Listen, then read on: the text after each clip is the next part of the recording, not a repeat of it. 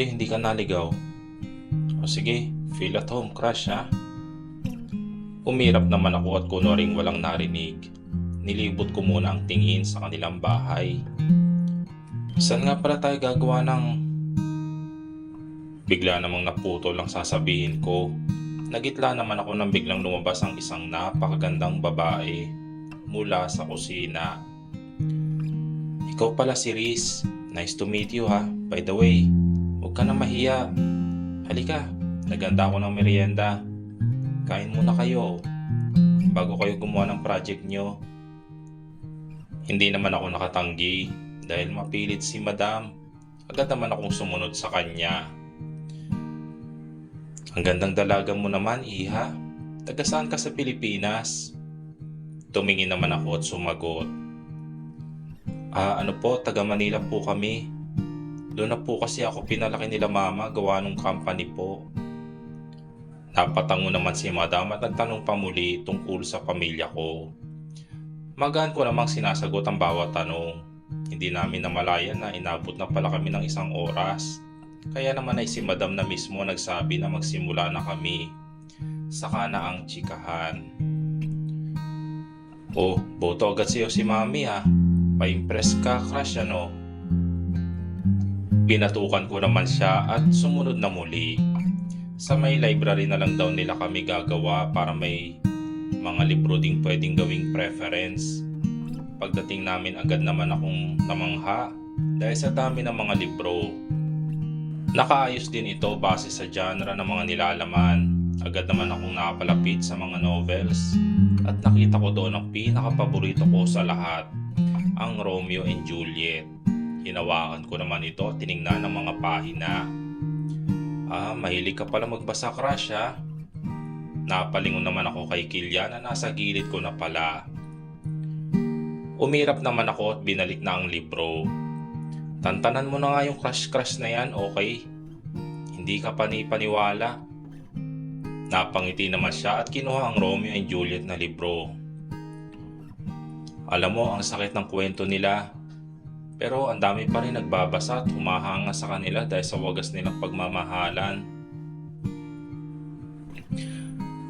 Nagitla naman ako dahil sa pagiging seryoso niya. Sana hindi mangyari sa atin ang pag-iibigan nila. Naku, baka hindi ko na matanggap pa yun sa sarili ko. Umirap naman ako at hinarap siyang muli. As if naman na magiging tayo, no? Tara na, paggabi na oh. Takot pa naman akong gabihin sa daan. Tumango naman siya at naglakad na sa table kung saan nakasetup na ang gagamitin namin.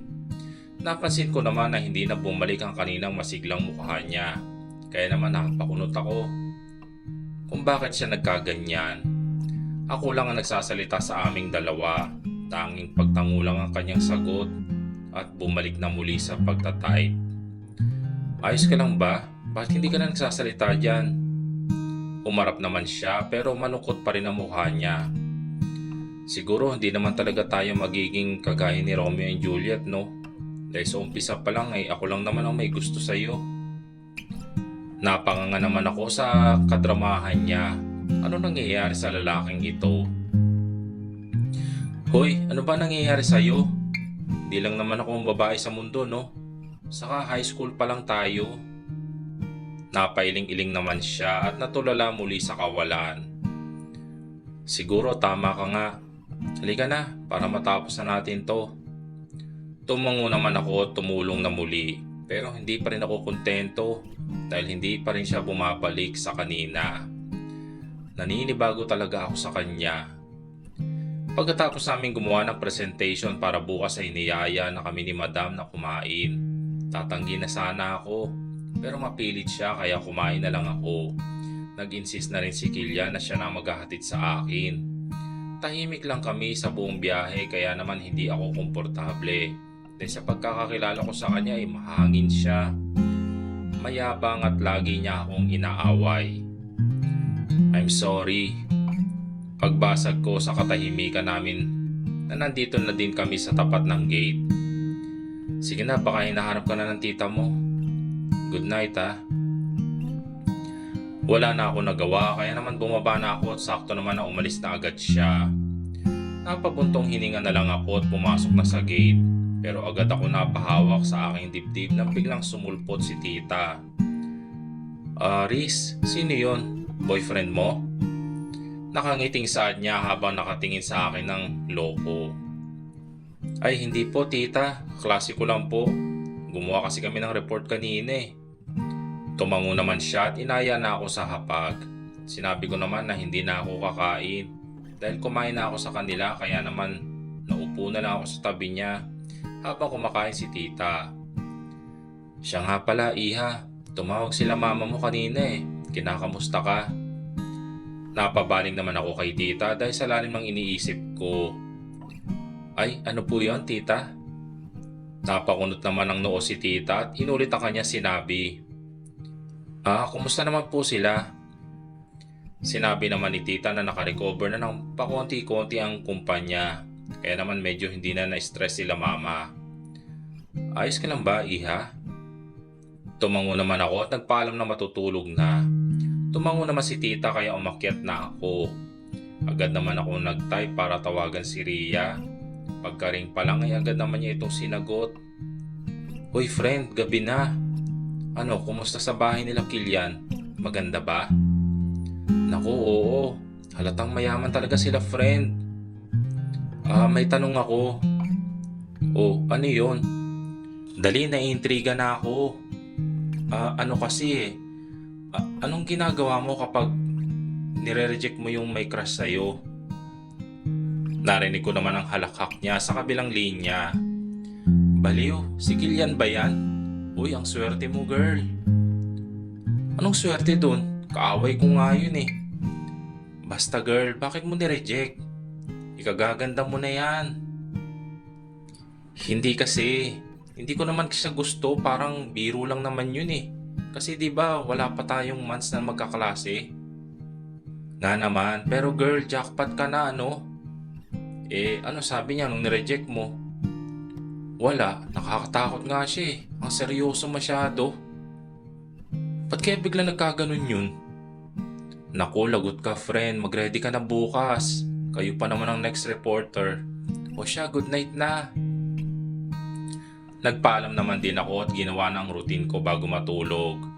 Ni segundo ay hindi na naalis sa isip ko si Kilian. Feeling ko galit talaga siya. Isinawalang bahala ko na muna ito at natulog na. Kabado na tuloy ako bukas. Sana hindi kami mag-fail sa reporting.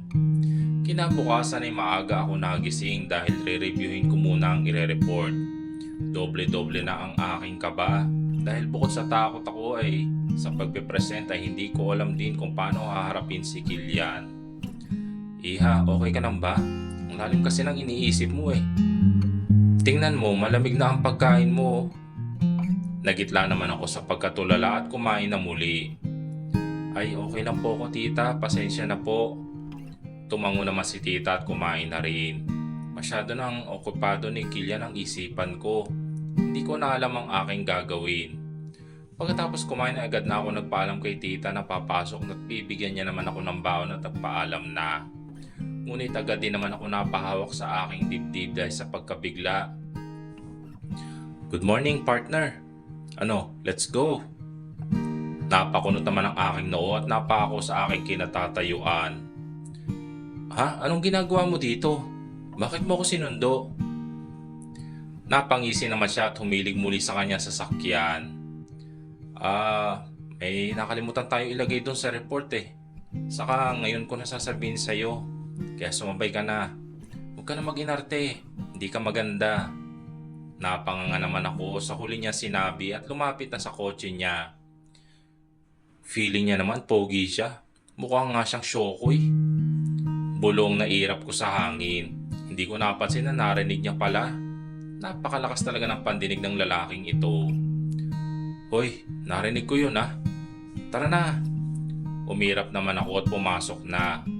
Pagkatapos niya ay agad na rin niya pinaandar ang sasakyan. Nagsimula na rin siya magpaliwanag ng mga dinagdag niya. Kaya naman nakatingin lang ako sa kanya at tanging tangulang ang naisagot ko. Medyo hindi rin ako makasunod dahil nadidistract ako sa kanya kung paano siya magsalita. Hindi ko namamalayan na tumigil na pala siya at nakatingin na rin sa akin. Oy, kung gusto mo akong halikan, magsabi ka lang ha. Dahil para sa'yo lang talaga to. Saad niya sa akin at biglang bumagal ang ikot ng paligid. At tanging ngiti niya lang ang malinaw sa aking paningin. Bakit natibok tong puso ko? Ngayon lang nangyari sa akin to ha. Naku please, huwag mo sabihin na gusto ko na siya. Itutuloy.